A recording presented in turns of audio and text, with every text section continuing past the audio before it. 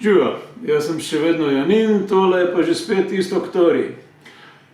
Če ste prejšnjič gledali, potem ste že nekaj izvedeli o tem, kako je on začel svojo režisersko, snemalsko in ne vem kakšno pot še.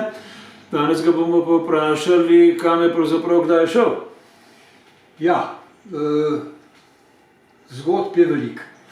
Namreč obšel sem praktično ves svet z izjemo nekaterih pokrajin, ki jih ne bom nikoli obiskal, ker so prehladne. Jaz imam rad toplo in sem sklenil, da nikoli ne bom šel na Antarktiko, na Arktiko, v Sibirijo, Kamčatko pa Aljasko.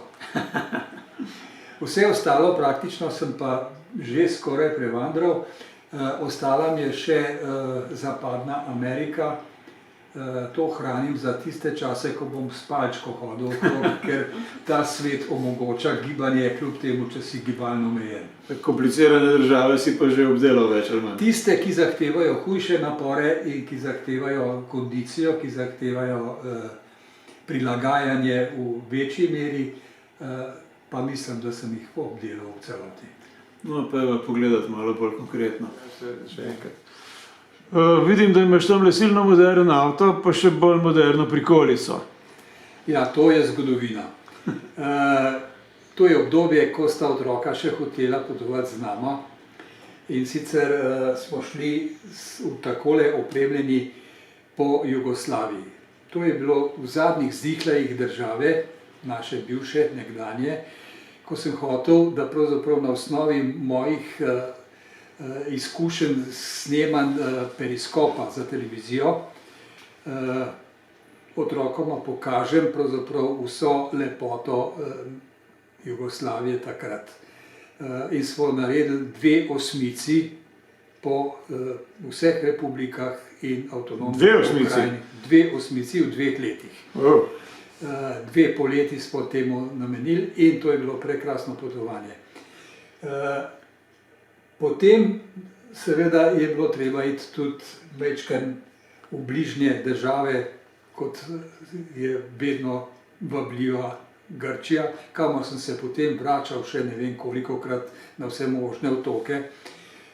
In pa seveda sva z ženo skušala razširjati svoja obzorja s tem, da sva obiskala svojo familijo v Avstraliji. To je bilo prekrasno potovanje. Vse to obdobje pa je tam koncem 80-ih let prejšnjega stoletja. Potem seveda sva potovala neumorno, kakor se je le dalo. Obdelala sva praktično celotno Severno Afriko, z izjemo Alžirije do zdaj. To je moja bela lisa. Tako kot je v Evropi Moldavija, je v Severni Afriki Alžirija. In sva se lovžila praktično celega Egipta ob Nilu s potovanjem z ladjico po Nilu. Hujša zadeva pa se je začela v drugi polovici 90-ih, ko smo skupino prijateljev pravzaprav izvedli eno zanimivo potovanje, ki se je začelo v Indiji, kjer smo obdelali osrednjo Indijo, to se pravi Varanasi in podobne stvari, Taj Mahal in vse te stvari, kar je pač sodi zraven.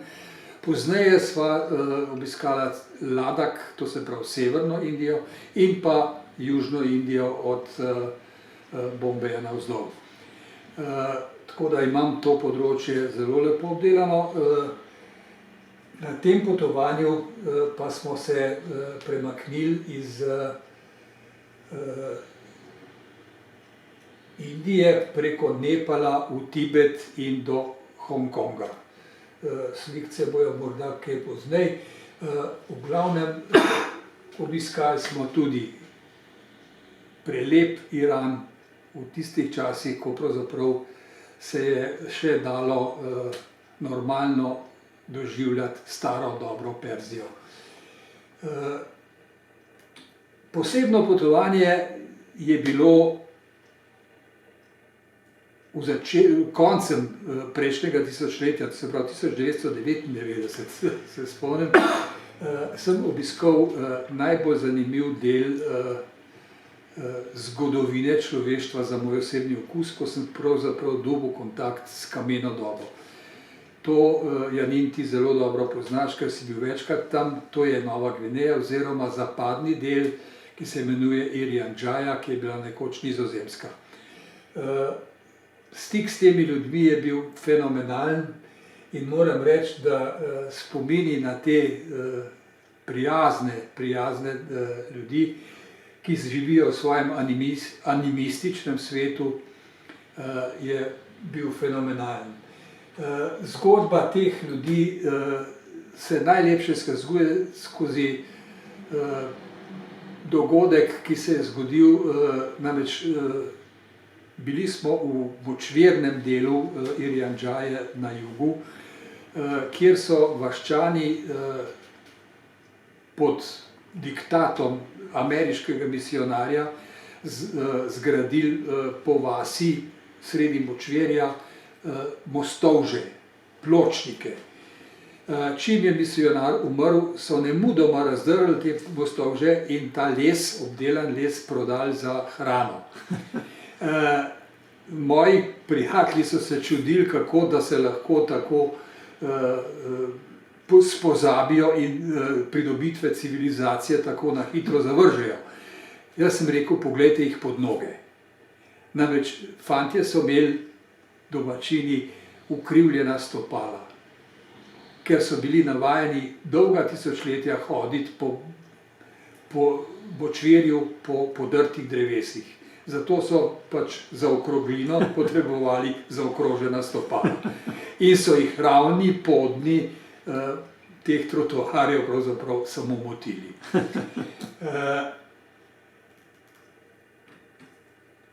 Zgodbe so posamezna potovanja še zanimiva na daljni vzhod v Indokino. Tam sem obiskal tako Kambodžo, Laos in pa Vietnam in od tam so pravzaprav spomini na Angkor Wat konkretno, veliko svetišče kamboške zgodovine iz 12. stoletja. Povsod, kamor seveda prihajam, je treba najti stik s kulturo, lokalno kulturo. Nek način folklore se najde povsod in to so vedno zanimivi vtisi. Potem so take presunljive stvari, spuščanje tičkov, ki jih kupuješ zato, da jim kupiš svobodo, potem pa vidiš, da se vračajo v kletke. In pa seveda srečanja z religijami. Budizem se mi je pravzaprav zdel neka odrešujoča religija. Ampak zdaj po zadnjih dogodkih v Burmi, ko v Mjanmaru po novem, vidiš, kako pravzaprav budisti, ki naj ne bi pohodili niti mravlje, pobijajo celo muslimansko manjšino na severu Burme, dobiš popolnoma jasno sliko, da je sleherna religija na tem svetu pravzaprav nekaj, o čemer ne bi rad govoril, ne tako, ne drugače. To je bilo nadaljevanje poti iz Indije preko Nepala. Tole je na 3400 metrih v Katmanduju, ko sem se spustil v ples z lokalno prijazno gospodično in moram reči, da po 5 minutah plesa na 3400 metrov nadmorske višine nisem čutil ničesar več, ker nisem mogel do zraka. S tem prijaznim gospodom, ki mi je pomagal prenesti kovček preko zasute ceste in so nas potem približno pol kilometra smo morali preiti po tem plazu, da smo prišli na drugo stran in so nas potem odtransportirali do kitajske meje s Tibetom. Lhasa, Potala je marsikomu znana slika. Tibet kot Tibet sem doživljal na dva načina, in sicer kot nasilje Kitajcev in kot izjemno, bi rekel, mirno deželo, res mirnih ljudi, če bi lahko ostali v svoji zgodovini. Zadnje čase imamo možnost videti oddaje iz Tibeta, ki so grozljive. Namreč Tibet kot Tibet izginja in to postaja kitajsko odlagališče za nesnago. V Evropi sem praktično dosegel vse skrajne meje. Na severu je to Nordkap, na zahodu, na Portugalskem je to rt Cabo, neki Cabo, ki je najzapadnejša točka.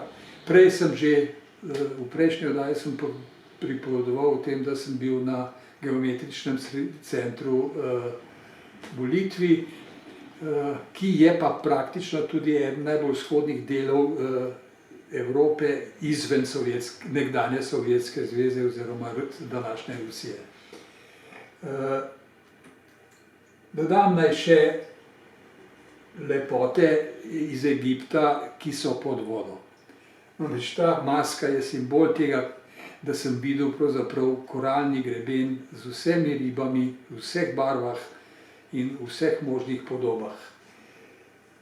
Zraven sodi seveda pa še nekaj malega folklore za mizo.